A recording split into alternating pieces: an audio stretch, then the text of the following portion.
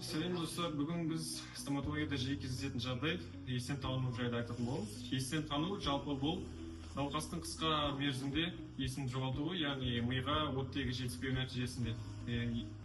Бұл науқас егерде стоматологияға таңғы асын ішпей келген жағдайда, немесе қан қысымы төмен жағдайда, немесе қатты шаршап келген жағдайда және дәрілік заттардан, жалпы қорқыныштан есінен танып қалуы мүмкін.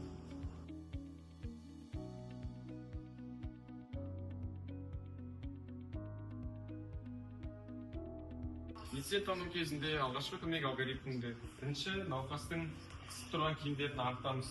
Жейдесі, кемесі болса, соны ағытамыз және терезені ашамыз. Терезені ашып, газдарды бағытта жатқызамыз.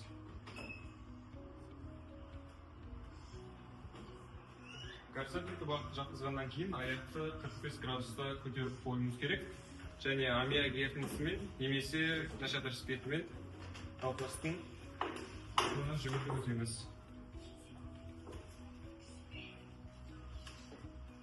Науқас есін жиғаннан кейін науқасқа тартыша береміз.